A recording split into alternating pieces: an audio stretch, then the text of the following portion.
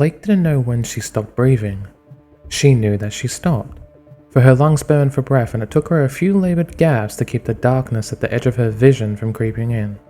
She had no right to be alive, and yet the pain, not to mention the heat from the fire and the cold from the wind, told her that she was. But the truth, as visceral as it was, did nothing for the shock and confusion that ran through her. Jaune?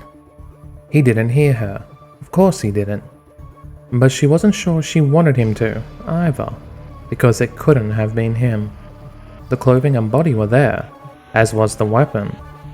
But the face was that of someone else entirely, and not only because of the blood, grime, and dirt that was crusted across it, it was the expression he wore, along with the emotion behind it that left her frozen. His eyes were like chips of ice, his face carved from granite.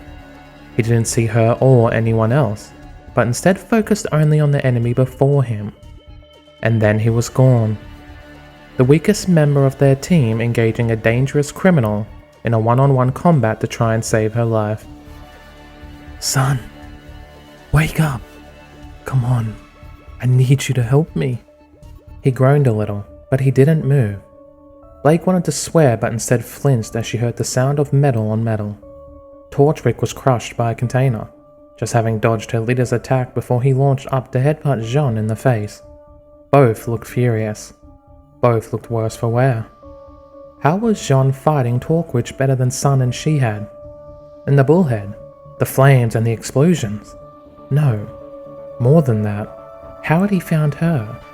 How had he known what was going on? And why had he came at all? Those thoughts were turned from her head a second later as the smoking bullhead passed overhead, cannons whirling ominously.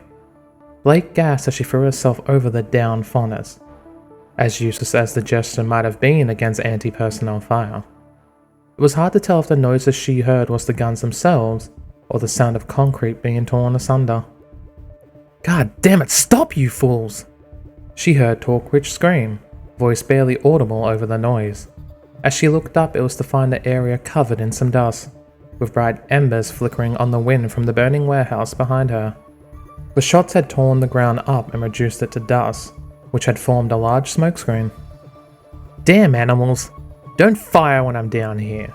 I don't care what you meant, get down here and help me, and on foot, you freaking morons.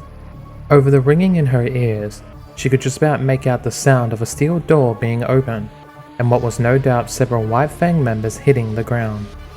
Come on, son. Please. She whispered urgently. She didn't want to be responsible for his death. Not like this. Not when she was too weak to do anything to protect him. He was an innocent. Someone who had just come along to look out for her. She flinched at the sound of footsteps rushing her way, and though a second later, the smoke parted to reveal her teammate. It didn't fill her of immediate relief. She still had no idea why he was there. Get up, Blake. He didn't give her an explanation either, instead grabbing her wrist in a vice-like grip and dragging Blake to her feet.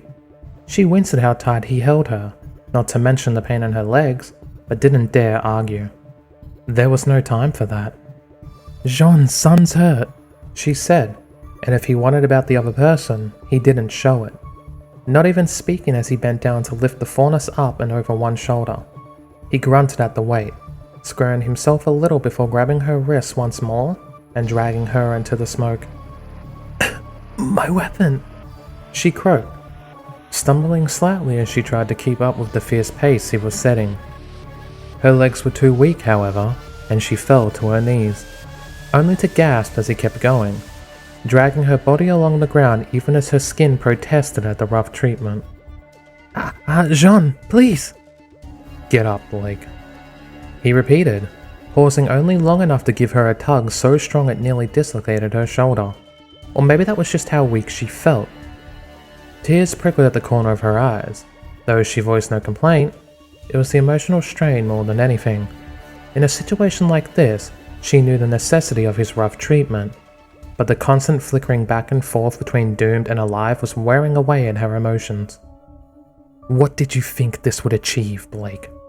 She blinked, fighting back the itching in her eyes caused by the smoke to look at him. He dragged her around the back of a container, crouching down to lay Sun against it while she massaged her wrist. "Or is it you didn't think at all, did you, Blake?" Jaune asked. No, he wasn't asking. Rather, he was telling her. "You're so damn stupid. What did you think was going to happen when you got here?" I had to make sure it was the right thing," she tried to say. His eyes cut her halfway. "Of course it was them, Blake. Do you pay no attention to the news?" I do, but they're biased. The white They're biased?" He laughed quietly, peeking out from behind the crate. "That's ironic coming from you, Blake. This whole world has to be wrong because Blake Belladonna knows better. Isn't that right?" No, You thought you could change their minds? Convince them the error of their ways? Are you that naive?" "No." "Then what?" Jaune held his arms wide, inviting her to offer an explanation. But all she could feel was the buzzing in her head, the exhaustion in her muscles, and the pain in her body. She fell to her knees, refusing to look at him. I don't know. I don't know why I did it." She did, but it was hazy, hard to understand. She had to, and yet she claimed to have left it all behind. But at the same time, if they were, it was her responsibility. Or was it? What does it matter if I did anyway? "What does it matter?" He seethed, and she wilted at the burning anger in his eyes. "Do you have any idea what Yang and Weiss would feel if you died here? If you ran away and never came back? Are you that selfish?" She couldn't answer that. How could she? Of course she hadn't thought of that. She hadn't thought she might die at all. So why even worry about what pain it might have caused them? But now, with the realization of how close she had come, the mere mention of it was enough to make her hand shake. Weiss would have. She didn't know. They were angry at her. Weiss hated the White Fang, but she'd always somehow intended to come back. Maybe after she proved that Weiss was wrong, that the White Fang weren't behind this. All of this had been one desperate attempt to validate herself, to show her team that she wasn't wrong, that she wasn't a criminal. And much like the docs themselves, that goal was going up in flames right before her eyes. "I didn't want to hurt them." Jaune laughed. "Well, good fucking job on that, Blake." Blake winced and refused to meet his eyes. She'd never heard him swear, even when his life had been on the edge of Adam's blade. The man before had remained calm and aloof, sarcastic even. "And you just had to involve me too, didn't you?" He whispered, and she wondered if the words were even meant for her ears. "You were so not worth the effort."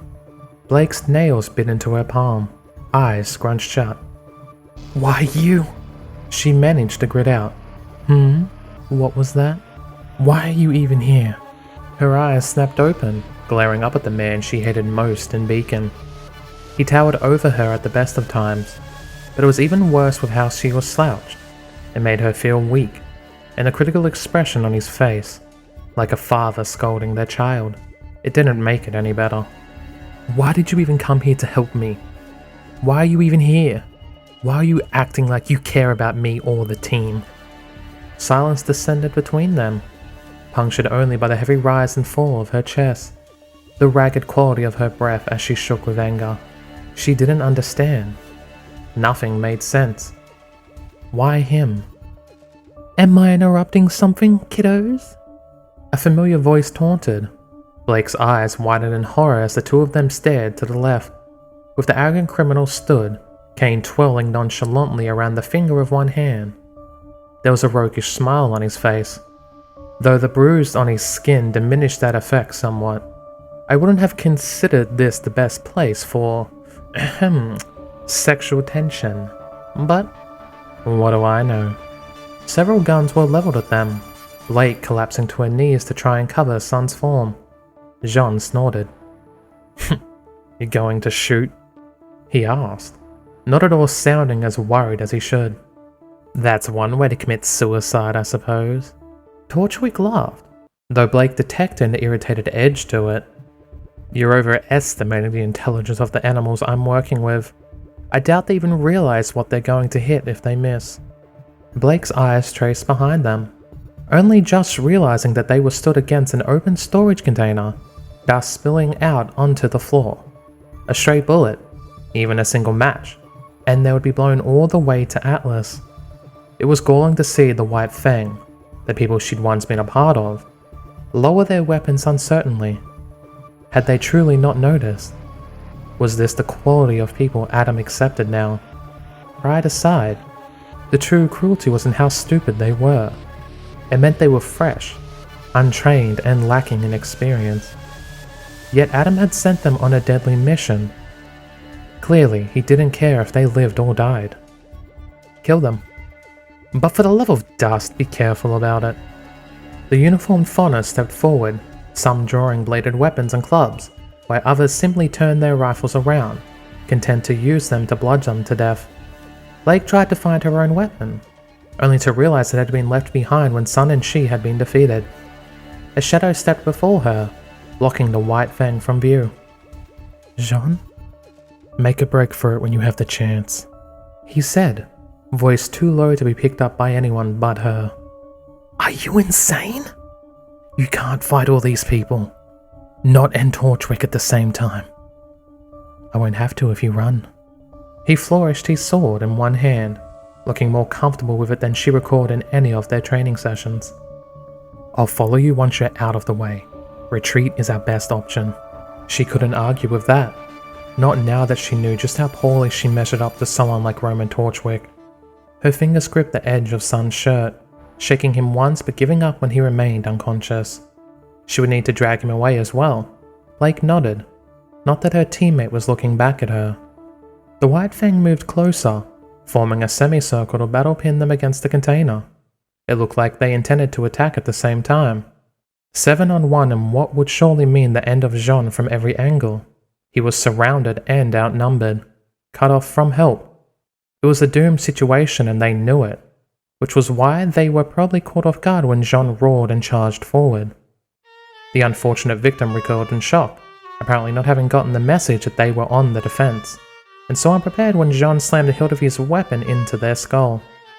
The dog faunus went down like a puppet with its strings cut, only for Jaune to catch him halfway and bodily throw him into another. The second dropped his weapon to catch his friend, which proved to be a mistake when Jaune backhanded him across the face a second later. He didn't stop to finish off the downed opponent, instead charging another before they could recover and swarm him.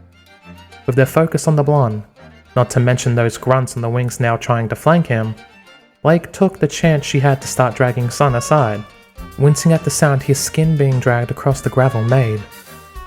"And where do you think you're going, kitty cat?"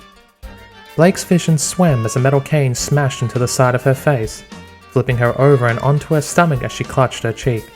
Torchwick stepped over Sun's form, not at all smirking, but rather snarling down at her.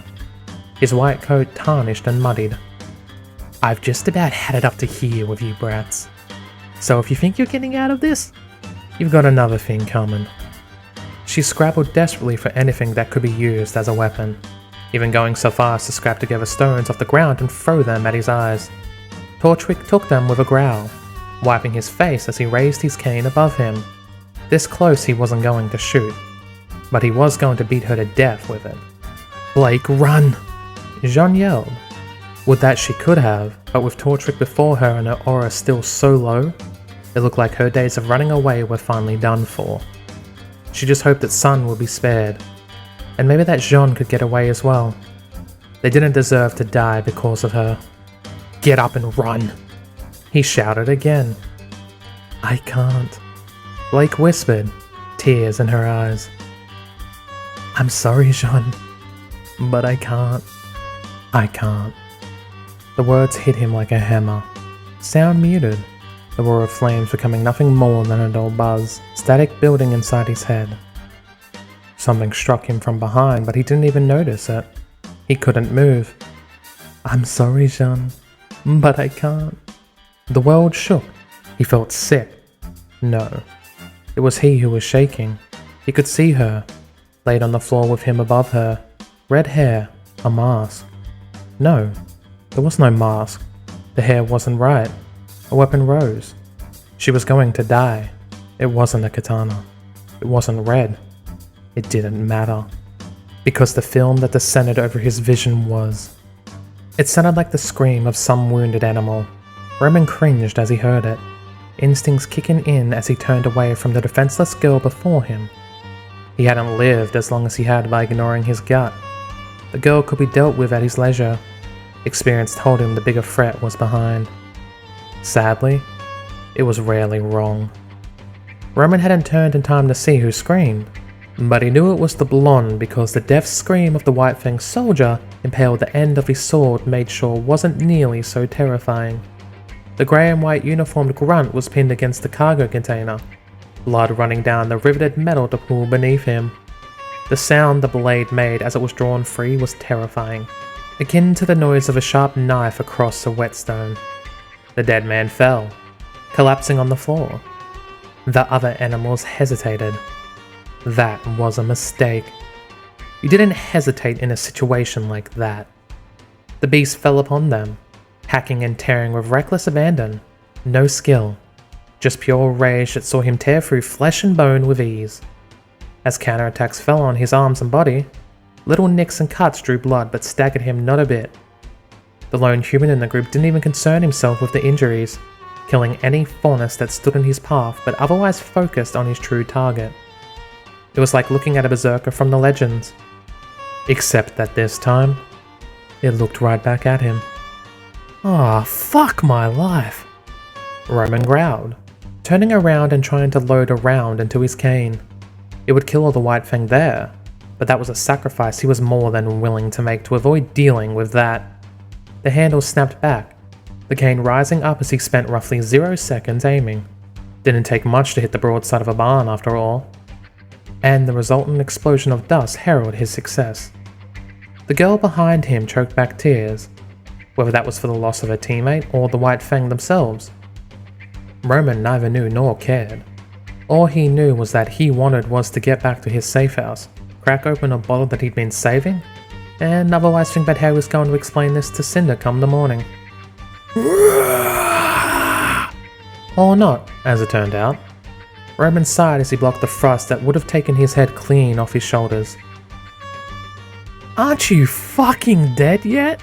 Roman taunted, spinning on the spot and delivering a palm strike directly into the guy's stomach. The insane teenager grunted as it hit, before Roman was forced to curse himself as he clumsily ducked below another swing. He took a step back, flicking his cane out to the side to divert a follow-up thrust, only to cry out in shock as the bitch behind him wrapped her arms around his knees. Green eyes widened in panic as the blonde tackled him, sword raised over his head. The look in those blue eyes was simple. It was murder. No words, no surrender.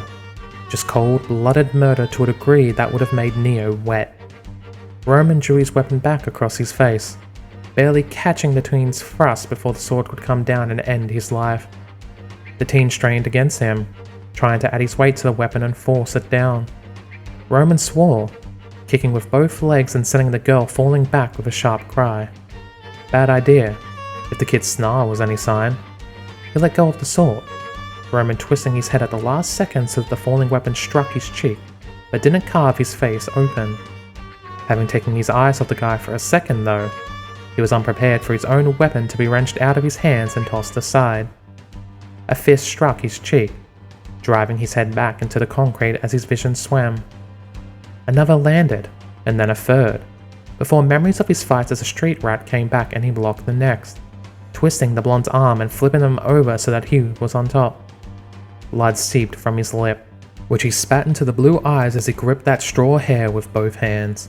With a heave, he drew the head up, slamming it back down with a grunt. There was a sickening crack as it hit the ground.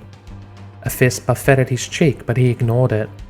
That was what a fight was, a real fight, and those little artsy displays the hunters liked. It was about causing as much pain as you could to make the other guy give up. First one to give up died. And if you wanted to live, then you had to get used to ignoring the pain. Roman had gotten good at that, back when he'd been weak enough for others to take advantage of. He'd gotten good enough to grow into someone people feared. Fingers pressed into his neck, and knees struck his back, but he kept lifting and slamming the blonde's head down, trying to crack open the skull and end it once and for all. A thumb pressed into his eye socket, finally breaking his grip as he slammed the hand aside and down on the battered teen. "Why won't you die?" he snarled, standing up just long enough to grab his opponent by the collar and throw him into the wall of a nearby cargo container. The blonde hit it with a loud thump, clamping down the side and landing on his face. Even then, the kid laughed loudly, as though his words had somehow been funny. The sound of it made Roman's spine shiver. He was insane. Crazy. That was the only explanation. He started to push himself up too. Blonde hair matted with grime but slowly rising. No. Enough of this shit. This had to be the worst day he had had in years. Roman wiped his mouth free of blood as he limped over to his weapon, placing a foot beneath it and kicking it up into his hand. He actually had to lean on it when he turned back around, the weapon reduced to a mere walking stick as he staggered back to his foe. With his free hand, he reached into his pocket, pulling out a wad of crushed and ruined cigarettes. Oh, that was the last straw.